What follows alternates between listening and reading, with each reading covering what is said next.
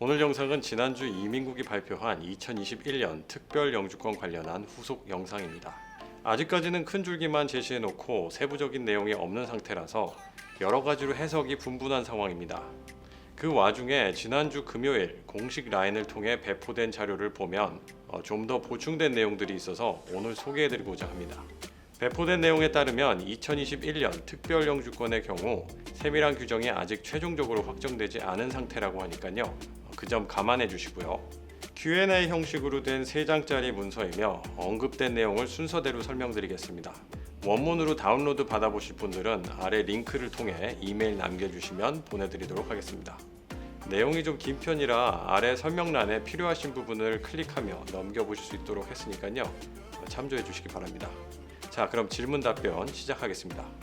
만일 기준일인 2021년 9월 29일 당시 27부를 받고 부족 리스트에 있는 직업으로 일했으나 그 후 퇴사했다면 지원 자격이 있는지, 여기에 대한 답변은 기준일 당시 그리고 동시에 영주권 신청 당시 관련 조건을 충족하는 상태여야 한다고 합니다.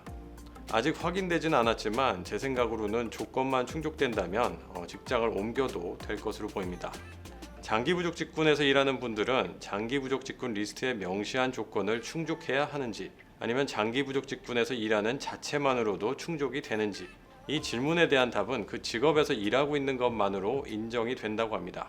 원래 장기부족 직군 리스트가 직업에 따라서는 꽤 까다로운 편인데 이건 많이 완화된 룰인 것 같습니다. 포스트 스터디 워크 비자를 갖고 있는 사람들은 일을 해야 하는지, 만일 3년 거주에 대한 조건을 충족한다면 일은 하지 않아도 된다고 합니다. 시급 27불에 대한 조건의 경우 풀타임 기준인지 파타임 기준인지, 이 질문의 경우 풀타임이어야 하며 주당 30시간 이상을 풀타임으로 인정해 준다고 합니다. 거기에 진실되고 신뢰할 수 있어야 한다는 전제를 달았는데요. 뒤늦게 시급을 맞추려고 한다든가 하는 분들은 주의하실 필요가 있어 보입니다. 특별 영주권을 우선적으로 심사한다고 하였는데 다른 영주권 신청은 어떻게 되는지, 이에 대해서는 관련 규정 나와 있는 대로 우선순위를 적용해 심사한다고 합니다. 여기서 우선순위란 미디안 웨이지의 2배를 받는 사람, 직업 등록이 되어 있는 사람 등을 말하는데요. 특별 영주권의 업무량과 12개월이란 타이트한 타임프레임을 봤을 때는 아무래도 담당관을 아직 배정받지 못한 기술이민 신청자들이 뒤로 밀릴 가능성이 있어 보입니다. 기존 기술이민 신청이 기각될 상황이지만 특별 영주권 지원 자격이 되는 경우 특별 영주권으로 전환하여 심사를 적용받을 수 있는지, 이 부분은 접수 당시 특별 영주권 카테고리가 존재하지 않았어서 그렇게는 해줄 수 없다고 합니다. 심사 조건은 어떤 게 있는지 아직 최종적인 내용은 나오지 않았지만 영어, 나이에 대한 조건은 없을 것이며 뉴질랜드 국외에서 발급한 범죄 경력 서류도 안 내도 되고요. 그리고 건강검진도 이전에 제출한 게 아직 유효하다면 다시 제출은 하지 않아도 된다고 합니다.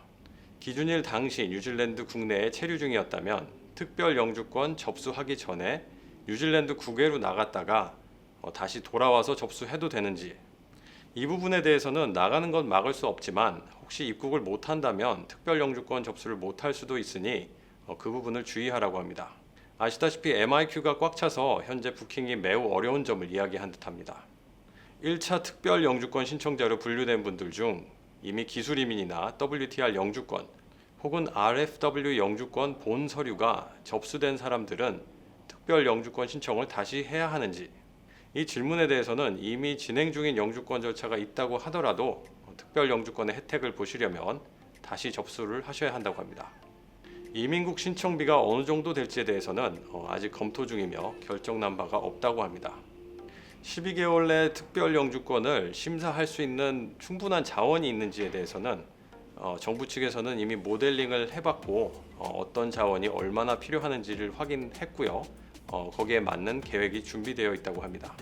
섹션 61을 통해 회복한 워크 비자는 어떤 비자를 말하는지 확인해달라는 질문에는 당초 발표했던 리스트를 다시 그대로 명시했습니다. 이를 통해 학생 비자나 파트너십 비자는 제외된 걸 재확인할 수 있는데요. 억울하게 제외된 분들이 많아서 조건을 확대 적용해달라고 청원이 진행 중인 것으로 알고 있습니다.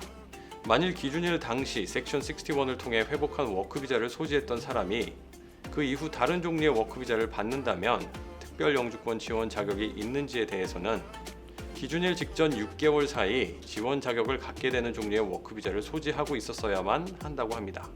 또 특별 영주권 신청 당시 지원 자격이 주어지는 종류의 워크비자를 가지고 있어야 하고요. 1차 특별 영주권 신청자로 분류된 분들 중 이미 기술이민이나 WTR 영주권 혹은 RFW 영주권 본 서류가 접수된 사람들은 이민국 신청비에 대한 정책은 아직 검토 중이라고 합니다. 1차 특별 영주권 신청자로 분류된 분들 중 이미 기술이민이나 WTR 영주권 혹은 RFW 영주권 본 서류가 접수된 사람들은 기존 심사가 완료되기를 기다리는 게 나은지 혹은 특별 영주권을 신청하는 게 좋을지에 대해서는 그건 각자 판단하라고 합니다. 제 생각은 심사가 임박했다면 일단 지켜보시고 담당관 배정도 안 된 상황이면 특별 영주권도 동시에 접수하시라고 조언을 드리고 싶습니다. 부족 리스트에 해당되는 직업을 갖고 계신 분들은 N스코어나 장기부족 직군 리스트에 명시된 조건을 충족해야 하는지에 대한 질문에 대해서는 그럴 필요는 없으나 잡 디스크립션이 경력과 기술에 준해야 한다고 합니다. 네, 이렇게 업데이트된 내용을 쭉 설명드렸는데요. 일부 도움되는 내용도 있지만 대부분의 답변이 아주 단답형이라서 역시 최종적으로 공개된 이민 규정을 기다려야 할 것 같습니다. 아래 링크를 통해 저희 홈페이지에 등록을 하시면 지원 자격에 대한 심사 그리고 추후 업데이트되는 내용들을 가능한 빨리 보내드리도록 하겠습니다. 오늘도 시청해 주셔서 감사드리며 다음 시간에 또 뵙겠습니다. 감사합니다.